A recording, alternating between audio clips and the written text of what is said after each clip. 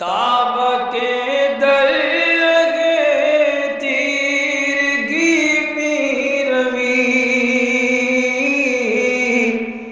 بہر توبہ درائے شباب غوی بشنو از گوش دل مثنوی مانوی در رہے صدق برتا مسمم شوی بشنو از گوش دل مثنوی مانوی در رہے صدق برتا مسمم شوی۔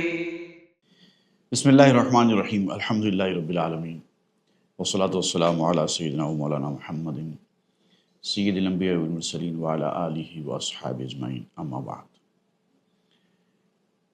قبطیوں کے پریشان ہو جانے کے بعد فرعون حرکت میں آیا اور اس کو سمجھ میں آیا کہ اب موسیٰ سے دعا کرانے کے سوا کوئی چارہ نہیں ہے، ہماری نجات اسی میں ہے کہ اب موسیٰ دعا کریں اور ان کی دعا قبول ہو تاکہ ہماری پریشانی دور ہو۔ حالانکہ فرعون نہایت سرکش انسان تھا، موسیٰ علیہ السلام کے پاس آنا اور موسیٰ علیہ السلام کی بڑائی کو تسلیم کرنا، ان سے دعا کرانا، یہ فرعون کے بس کی بات نہیں تھی۔ لیکن انسان کو جب حالات مجبور کر دیتے ہیں تو سرکش سے سرکش انسان بھی کسی کے سامنے بھی جھکنے کو تیار ہو جاتا ہے۔ یہی حال فرعون کا ہوا تھا کہ جو قحط سالی آئی، جو پریشانی آئی، جو کھیت برباد ہو گئے، پانی بالکل ختم ہو گیا، ساری قوم مرنے پر آ گئی، اور فرعون کو یہ احساس ہو گیا کہ اب موسیٰ سے دعا کرانے کے سوا کوئی چارہ نہیں ہے۔ وہ موسیٰ علیہ السلام کے پاس آیا اور دعا کی درخواست کی۔ موسیٰ علیہ السلام سمجھ چکے تھے کہ یہ اس کا آنا اور جھکنے جیسی حرکت کرنا یہ حقیقت نہیں ہے، یہ جھوٹ ہے، دھوکہ ہے، یہ خود غرضی ہے۔ اب موسیٰ علیہ السلام کو سمجھ میں نہیں آ رہا تھا کہ واقعی اس کے لیے دعا کریں یا یہ ماننے والا بن گیا ہے یا اس کو احساس ہو گیا ہے، کیونکہ اگر کسی کو غلطی کا احساس ہو جائے تو اس کے لیے دعا کرنے میں حرج نہیں ہے اور وہ بعد میں سدھر سکتا ہے۔ لیکن فرعون کا معاملہ ایسا نہیں تھا، اس کے لیے کتنا بھی دعا کرو سدھرنے کے کوئی آثار نہیں تھے۔ تو موسیٰ علیہ السلام نے اللہ سے دعا کی، درخواست کی اور پوچھا کہ پروردگار یہ مجھے دعا کرنے کے لیے کہہ رہا ہے، تو ہی بتا میں کیا کروں۔ تو اللہ تعالیٰ نے اجازت دے دی کہ ہاں ٹھیک ہے تم دعا کرو۔ اب اللہ تعالیٰ نے موسیٰ علیہ السلام کو دعا کرنے کی اجازت کیوں دی اور پھر دعا کرنے کے بعد کیا ہوا، وہ آج ہم پڑھیں گے۔ ہم چنا کر دو ہم اندر دم زمین، سبز گشت سنبل و حب سمین۔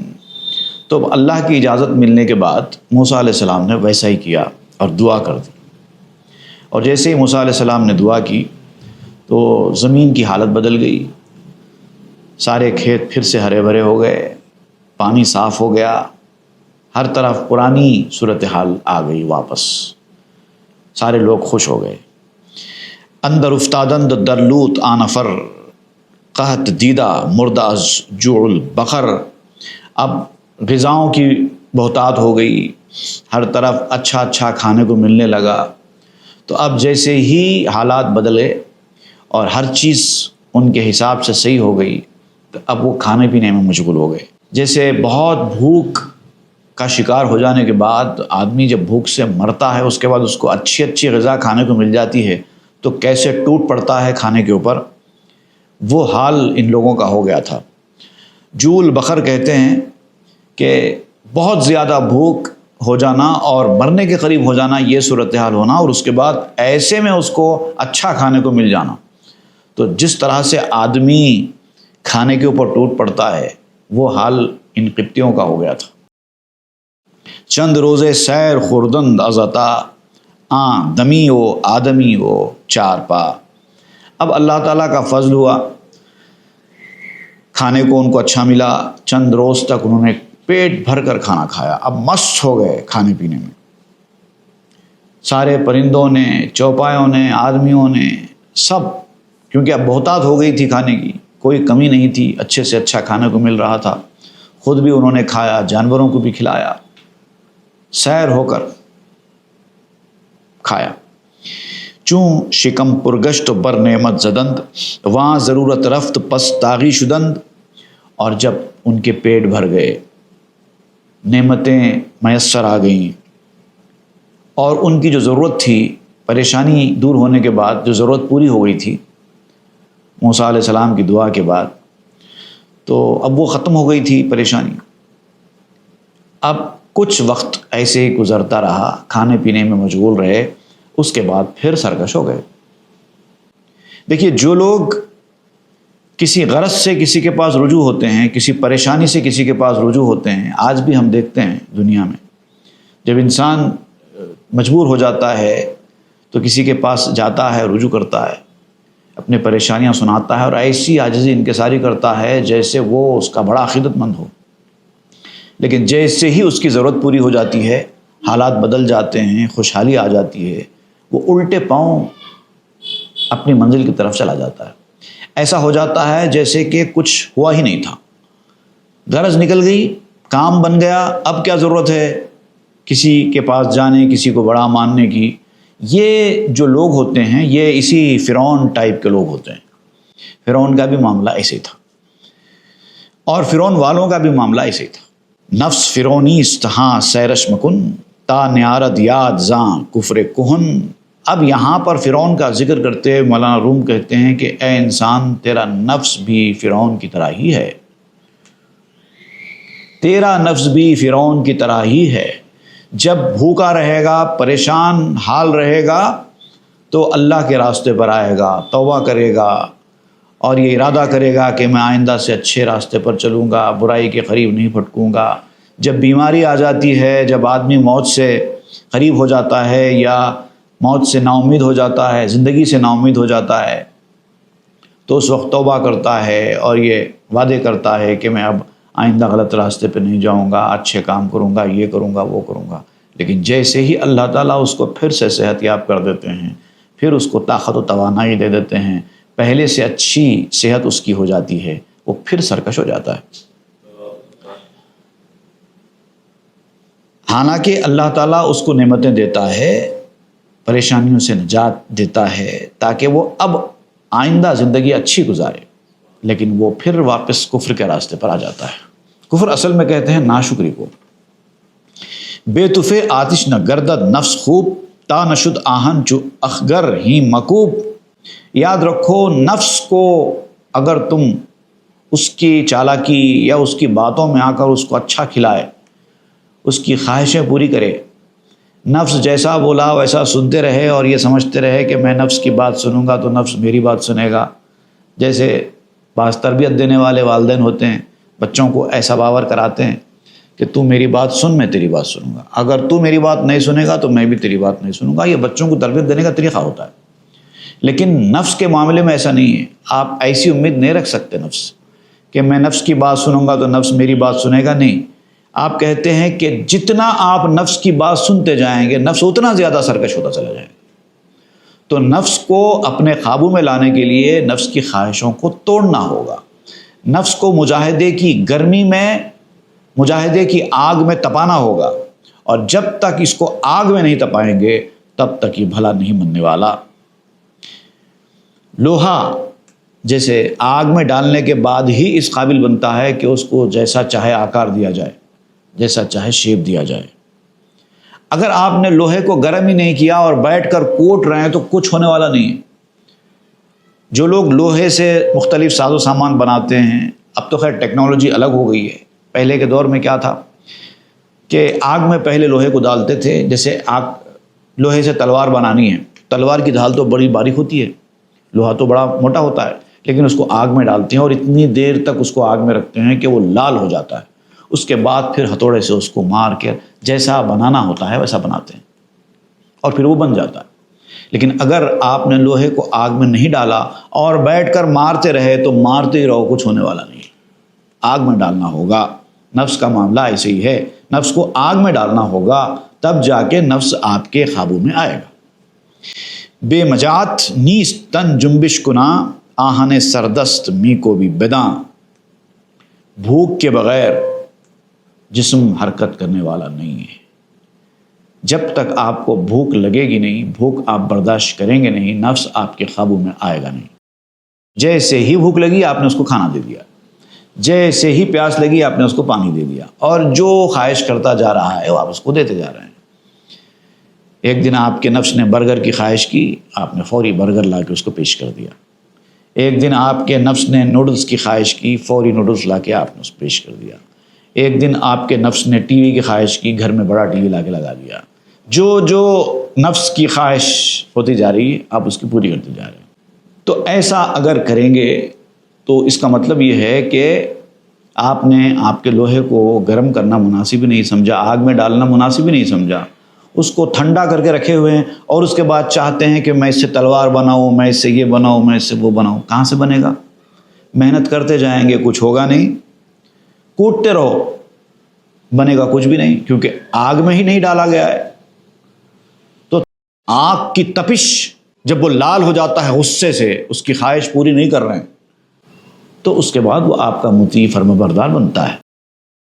گرب گریت ورب نالت زار زار او نخواہت شد مسلمان ہوشدار۔ اگر تمہارا نفس روئے، گڑ گڑائے، نالا کرے، دوستی کا دم بھرے، آپ کی اطاعت گزار فرمانبردار بن جانے کا وعدہ کرے، یاد رکھ تب بھی وہ مسلمان ہونے والا نہیں ہے، اس کی ہر بات قابل اعتبار نہیں ہے۔ اتنی بات ذہن میں رکھ لو، اس کی باتوں کا کوئی بھروسہ نہیں ہے۔ جب تک تم اس کی تربیت دے کر اس کو صاف شفاف اطاعت گزار فرمانبردار نہیں بناؤ گے، تب تک وہ نہیں بننے والا۔ دھوکے میں مت آؤ کہ میرا نفس میں جیسا بولے ویسا سنتا ہے، ایسا مت سمجھو۔ اس وقت تک نہیں سنے گا جب تک کہ آپ اس کو تربیت نہ دیں۔ تربیت ہو جانے کے بعد پھر اس کے بعد آپ جو بولے وہ سنے گا۔ میں نے نفس اور تزکیہ کے عنوان سے ایک لیکچر دیا تھا حالیہ عرصے میں، اس میں نفس کی مثال ایک خونخوار کتے کی سی بیان کی۔ بہت بھیانک کتا وہ ہوتا ہے انسان کا نفس، آپ اس کو جتنا کھلائیں گے پلائیں گے وہ اتنا طاقت و توانا ہوتا جائے گا، اس کی سرکشی اتنی بڑھتی چلی جائے گی۔ اب اس کو کیا کرنا ہوگا؟ بھوکے رکھنا ہوگا، باندھ کے رکھنا ہوگا، اس کے بعد اس کو ٹریننگ دینی ہوگی، اور جب ٹرینڈ ہو جاتا ہے تو کتنا ہی بھیانک کتا کیوں نہ ہو، ٹرینڈ ہو جانے کے بعد آپ کے اشاروں پر ناچتا ہے، آپ جو بولے وہ سنتا ہے، جو بولے وہ کرتا ہے، آپ کے گھر کی رکھوالی کرتا ہے، ضرورت پڑے تو آپ کو نیند سے اٹھاتا ہے، آپ کے کام بھی کرتا ہے، سب کرتا ہے، کتنا ہی بھیانک کیوں نہ ہو۔ تربیت کے اوپر منحصر ہے، نفس بھی ویسے ہی ہوتا ہے۔ تربیت کریں گے تو یہی نفس آپ کا مددگار ثابت ہوگا، ورنہ آپ کو خواب غفلت میں مبتلا کر کے رکھے گا۔ نفس اگر کرتا ہے خوابید غفلت احمد، تربیت ہو تو یہی نفس جگا دیتا ہے۔ ایک وہ نفس ہوتا ہے جو آپ کو غفلت کی نیند سلاتا ہے، لیکن جب تربیت ہو جائے تو آپ اگر غفلت کی نیند سو جائیں تو آپ کا نفس آپ کو جگاتا ہے۔ تو جب تک تربیت نہ ہو اس کی کسی بات کا بھروسہ نہیں ہے۔ اونچ فرعونست در قحط آچنا، پیش موسیٰ سر نہت لابہ کنا۔ جب قحط نازل ہوتا ہے، جب پریشانی آتی ہے تو نفس بھی فرعون کی طرح ہو جاتا ہے، مکمل فرعون۔ جب ہر چیز اس کے ہاتھ میں ہے، جب اس کی ہر خواہش پوری ہو رہی ہے تو وہ فرعون جیسا سرکش بنا ہوا ہے۔ لیکن جب اس کو پریشانی میں ڈال دیا گیا، قحط سالی آ گئی، پریشانی آ گئی، تو وہ موسیٰ کے سامنے جھکنے کو تیار ہو گیا۔ ایسے ہی ہوتا ہے نفس، خوشامد بھی کرتا ہے، سر بھی جھکاتا ہے، کیونکہ پریشان ہے۔ تو جو لوگ نفس کے تابع ہو جاتے ہیں اپنی زندگی میں، ان کی زندگی کا طریقہ بھی ایسے ہو جاتا ہے، کیونکہ نفس جو کہتا ہے وہ کرتے ہیں۔ چونکہ مستغنی شدو تاغی شود، خر چوبار انداخت اس کی زنت۔ جب بے نیاز ہو جاتا ہے، جب اس کو کسی کی ضرورت نہیں رہتی، مجبوری ختم ہو جاتی ہے، آرام و آسائش میسر آ جاتی ہے، تو پھر سرکش ہو جاتا ہے، بالکل اس گدھے کی طرح جس کے پیٹھ پہ سے بوجھ اگر اتار دیا جائے تو وہ 2 لتیاں مارتا ہے۔ جس گدھے کے پیٹھ کے اوپر وزن ڈال کر لے جایا جا رہا ہو، آپ نے دیکھا ہوگا کہ وہ پاؤں پیچھے نہیں مارتا، لیکن جیسے اس کی پیٹھ کے اوپر سے وزن نکال دیا جائے، وہ دو لتیاں کرنا کہتے ہیں نا، دونوں پاؤں کو پیچھے کی طرف مارنا، عام طور پہ گھوڑے اور گدھے وغیرہ اس طرح سے کرتے ہیں۔ تو دو لتیاں گدھا اسی وقت کرتا ہے جب اس کے پیٹھ کے اوپر بوجھ نہ ہو۔ تو نفس بھی آپ کا گدھا ہے، اور اس کی پیٹھ کے اوپر آپ ہمیشہ بوجھ رکھنا چاہیے تاکہ دو لتیاں نہ مارے۔ پس فراموشش شود چوں رفت پیش، کار او از آہ زاری ہائے خیش۔ پہلے مصیبت کا شکار ہوا تھا، پھر جھک گیا، اپنی غلطی کا احساس اس کو ہوا، لیکن جب اس کی پریشانی دور ہو گئی، جب وہ آگے بڑھا تو اپنی پوری پریشانی کو بھول گیا۔ کیا ہوا تھا، کیسا ہوا تھا، میں نے کیا وعدہ کیا تھا، کیا ہے، سب بھول جاتا ہے۔ پچھلی زندگی پوری بھول جاتا ہے، اس کے کام کو بھول جاتا ہے، اس نے جو آہوزاریاں کی تھی، گڑ گڑایا تھا، رویا تھا، سب بھول جاتا ہے۔ سال ہاں مردے کہ در شہر بوت، یک زماں کس چشم در خواب شود۔ اب ایک مثال اور دیتے ہوئے آپ سمجھاتے ہیں کہ انسان برسوں تک ایک شہر میں رہتا ہے، ایک گھر میں رہتا ہے برسوں، اس کو گھر سے ایک قسم کی انست بھی ہو جاتی ہے، لیکن جب وہ نیند میں جاتا ہے، اس کی آنکھ لگ جاتی ہے، تو اس کو یاد ہی نہیں رہتا کہ میں کون ہوں، کہاں رہتا ہوں، کس کا بیٹا ہوں۔ نیند میں کچھ یاد رہتا ہے انسان کو؟ کچھ یاد نہیں رہتا، سب بھول جاتا ہے، کیونکہ ایک دنیا سے دوسری دنیا میں جب وہ گیا، سب بھول گیا۔ اب اس کو ایسا لگتا ہے کہ بس اب یہی اصلی دنیا ہے خواب میں، اور پھر جب خواب سے بیدار ہوتا ہے تو پھر اکثر خواب بھی بھول جاتا ہے۔ تو ایک حالت سے دوسری حالت پہ جب انسان جاتا ہے تو پہلی حالت بھول جاتا ہے، یہ تو انسان کی کمزوری ہے۔ شہر دیگر بی ندو پر نیک و بد، ہیچ در یادش نہ آیت شہر خود۔ ایک شہر میں تھا، اب دوسرا اس سے اچھا شہر اس کو ملا، وہاں پر مائگریٹ ہوا تو پرانا بھول گیا، اب اسی کو وہ اچھا لگنے لگا، اور ایسے میں اس کو پرانا شہر یاد بھی نہیں آتا ہے، بھول جاتا ہے، ایک وقت کے بعد تو بھول جاتا ہے۔ آپ سمجھیے 30 سال تک اپنے ملک میں تھے، 30 سال کے بعد کسی اور ملک میں گئے، وہاں پر آپ 15 سال 20 سال رہے، تو پہلے آپ اپنے ملک میں 30 سال رہے، دوسرے ملک میں جا کر صرف 20 سال رہے، زیادہ عرصہ کہاں گزرا؟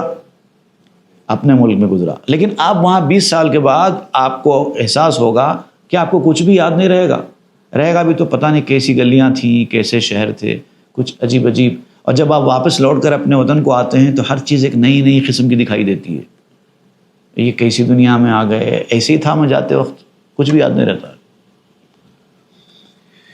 کہ من آجا بود ام این شہر نو، نیست آنے من دریجا ام گرو۔ میں وہاں رہا تھا، ایک سال میں وہاں گزارا، یہ جو نئے شہر میں آیا، یہ نیا شہر میرا نہیں ہے، میں تو یہاں پھنس گیا ہوں، ایسا سوچتا ہی نہیں ہے۔ جہاں ایک عرصے تک وقت گزارتا ہے اسی کو اپنا شہر سمجھنے لگتا ہے، اپنا وطن سمجھنے لگتا ہے۔ بل چنا دانت کے خود پیوست ہو، ہم دری شہرش بود ابداؤ خو۔ بلکہ وہ تو ایسا سمجھے گا وہاں جانے کے بعد کہ وہ اسی شہر سے وابستہ ہے، ایک وقت کے بعد اسی شہر میں اس کی پیدائش ہوئی ہے، اسی شہر میں اس کو رہنے کی عادت ہے، اس طرح سے وہاں پر مانوس ہو جاتا ہے۔ خاص طور سے خواتین کے ساتھ دیکھیں آپ، پورا بچپن اپنے والدین کے گھر میں گزرتا ہے، جب شادی ہوتی ہے شوہر کے گھر کو جاتے ہیں تو کچھ وقت تک تھوڑا سا اس کو الگ الگ فیل ہوتا ہے، لیکن ایک وقت کے بعد وہ اپنے سسرال کو اپنا گھر ایسے سمجھنے لگتی ہے کہ ماں باپ کا گھر اس کو پرایا لگنے لگتا ہے، ایسا ہوتا ہے۔ یہی انسانی صفت ہے۔ چہ عجب گر روح موتن ہائے خیش، کہ بدستش مسکنو میلاد پیش۔ می نیارد یاد کی دنیا چو خواب، می فرو پوشت چو اختر را صحاب۔ اسی طریقے سے کوئی تعجب کی بات نہیں ہے کہ انسان جس دنیا سے اس دنیا میں آیا ہے، اگر وہ اپنی اس دنیا کو بھلا بیٹھا ہے تو تعجب کی بات کیا ہے؟ جہاں سے انسان اس دنیا میں آیا ہے اس سے پہلے بھی تو کہیں تھا نا۔ انسانی زندگی کے مراحل ہیں، اس سے پہلے بھی ہم نے پڑھا ہے عالم ارواح، پھر عالم لاہوت، اس طرح سے ہوتے ہوتے یہ ہمارا چوتھا جنم ہے۔ 7 جنموں میں یہ ہمارا چوتھا جنم ہے۔ اب یہاں سے 5واں جنم ہوگا جس کو قبر کی زندگی کہتے ہیں، عالم برزخ۔ پھر اس کے بعد 6واں جنم ہوگا عالم آخرت، جہاں حساب کتاب ہوگا، وہ ایک دنیا رہے گی۔ پھر وہاں حساب کتاب ہو جانے کے بعد جو فائنل جنم ہے، یہ جنت میں ہوگا یا جہنم میں ہوگا، وہ 7واں جنم ہوگا۔ تو انسان ہر جنم سے ایک ایک عالم سے ایک ایک عالم میں ہوتا ہوتا آیا ہے، لیکن آپ دیکھیں گے آپ چوتھے جنم میں ہونے کے بعد آپ کو گزشتہ کے 3 جنم کچھ بھی یاد نہیں۔ اسی طریقے سے جب آپ اب 5ویں جنم میں جائیں گے، چوتھا جنم کچھ بھی یاد نہیں رہے گا، بلکہ ابھی دیکھ لیجئے آپ اس کے آثار اور شواہد سامنے آ چکے ہیں۔ ابھی آپ کی اتنی عمر ہو چکی ہے، اتنے دن اتنے سال آپ دنیا میں رہ چکے ہیں، ذرا 20-25 سال پرانی کہانی آپ دہرا کے دیکھیے، آپ کی زندگی میں ایک 20-25 سال پہلے کیا ہوا، کس سے آپ نے ملے، کیا کھایا، کس سے بات چیت کی، کتنا گھومے، کتنی پریشانی میں تھے، کتنے سکون میں تھے، کچھ بھی یاد نہیں ہے۔ بہت ہی کم 1-2 کوئی ایسی بات جو آپ کے ذہن کو جا کر کوئی چیز چھوئی تھی تو ہی شاید آپ کو کچھ یاد ہوگا، ورنہ تو آپ نے سب بھلا دیا ہے، ابھی بھلا دیا ہے اسی دنیا میں، اسی زندگی۔ اب اس دنیا میں جا کر کہاں سے یاد رکھیں؟ تو اس طرح سے یہ نیند کی طرح ہے دنیا بھی، جیسے نیند ایک عالم کو ڈھانپ لیتی ہے، اسی طرح دنیا بھی ایک نیند ہے۔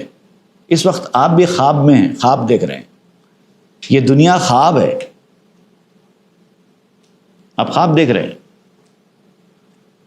ابھی نیند میں، اور اسی کو اصلی دنیا سمجھے ہوئے ہیں۔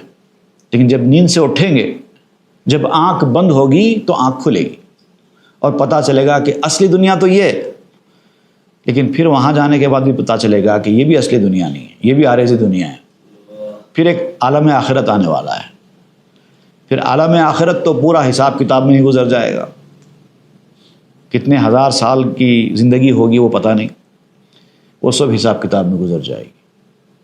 اس کے بعد کی جو دنیا ہے، سب سے آخری عالم، وہ اصلی عالم ہے۔ چند نوبت آزمودی خواب را، خواب دنیا را ہما بھی ابتلا۔ اب آپ تو کئی بار سوئے ہیں نا، جب سے آپ دنیا میں آئے ہیں تب سے ہر روز سو رہے ہیں، تو سونے کو تو آپ نے بہت زیادہ آزمایا ہوا ہے۔ اب اس سے زیادہ سونے کے بارے میں کچھ بولنے کی ضرورت نہیں ہے، کیونکہ ہر بندے نے سونے کو آزمایا ہوا ہے۔ تو اس کو اپنے پیش نظر رکھو اور دنیا کو ایسے ہی سمجھو، دنیا بھی ایسے ہی ہے۔ خاصہ چندی شہر ہارا کوفتہ، گردہا از درگہو ناروفتہ۔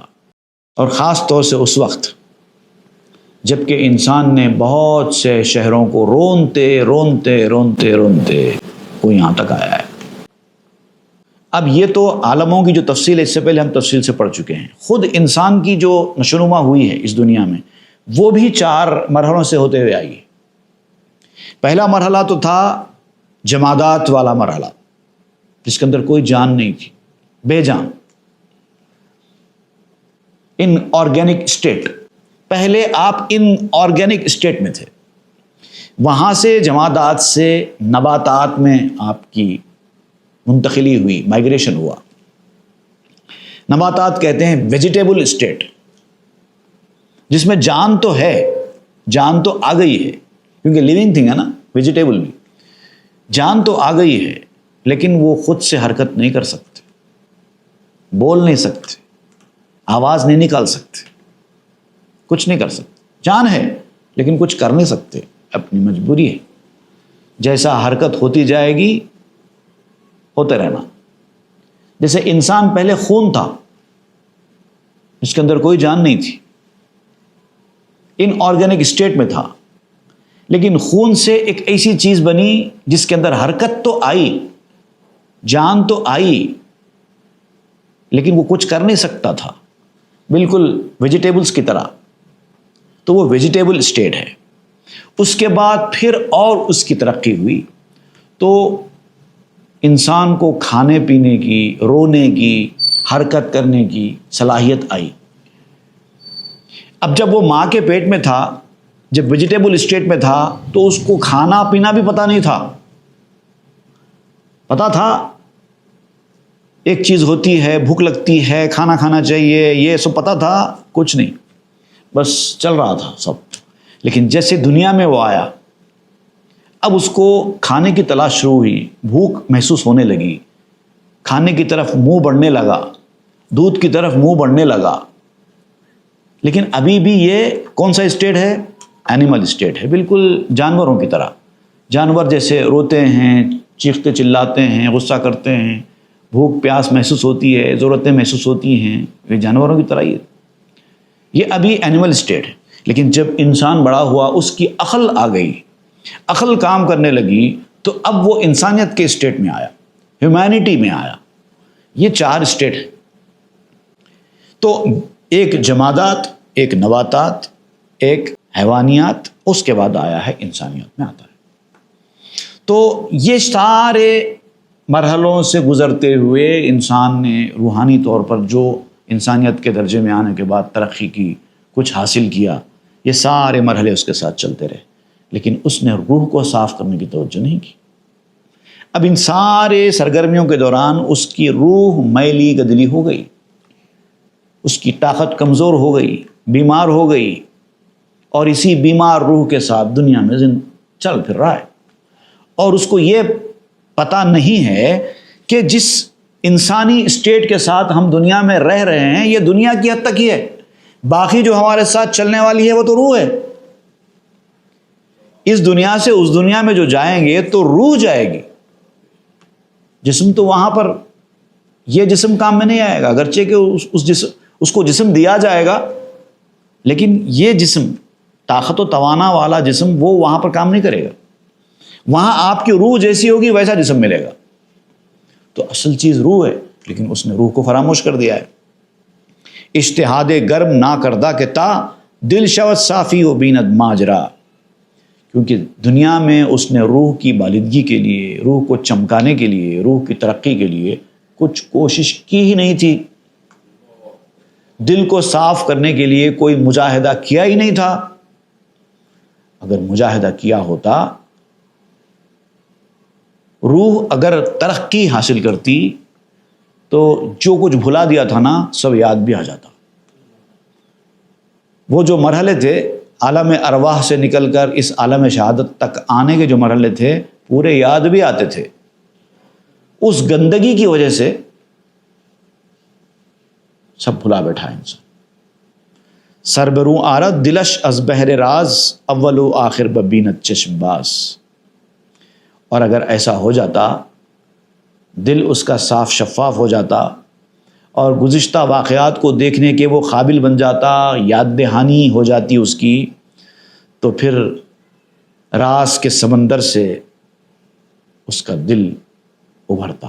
ایسے ایسے راز اس کے اوپر منکشف ہوتے کہ کوئی دوسرا اس کو دیکھنا تو دور کی بات ہے، اس کو سمجھ بھی نہیں سکتا. کھلی آنکھ سے وہ اول و آخر سب کو دیکھ لیتا. بس شرط یہ تھی کہ اپنے دل کو صاف کرے. اگر وہ اپنے دل کو صاف کرتا ہوتا تو راز کے پردے اس کے اوپر سے اٹھتے ہوتے. اب یہاں پر یاد دہانی کے طور پر کہ آپ کو تو یاد نہیں ہے گزشتہ ادوار میں آپ کے ساتھ کیا کیا ہوا، کچھ بھی یاد نہیں ہے نا. اب مولانا روم یاد دلا رہے ہیں آپ کو، تاکہ ہو سکتا ہے کہ جو باتیں مولانا روم بیان کریں ان کو سننے کے بعد آپ کو کچھ یاد آ جائے. کیونکہ کبھی کبھار ایسا ہوتا ہے کہ انسان بھول جاتا ہے، جب کوئی آدمی یاد دلاتا ہے کہ ارے تمہارے ساتھ ایسا ہوا تھا نا، ایسا ہوا تھا، پھر فوری پورا یاد آ جاتا ہے. تو مولانا روم یہ کوشش کر رہے ہیں کہ آپ کو کچھ باتیں میں یاد دلاؤں، تاکہ آپ اگر سعادت مندی کے راستے پر ہیں تو کسی نہ کسی طرح کچھ نہ کچھ آپ کو یاد تو آ جائے گا. انشاءاللہ اس کی تفصیل ہم آئندہ کے درس میں پڑھیں گے. وصلی اللہ تعالیٰ علی خیر خلق سیدنا محمد وآلہ وصحبہ اجمعین والحمد للہ رب العالمین. تاب کے در لگے تیرگی میں روی، بہر توبہ درائے شباب غوی، بشنو از گوش دل مت در رہے صدق برتا مصمم شوی بشنو از گوش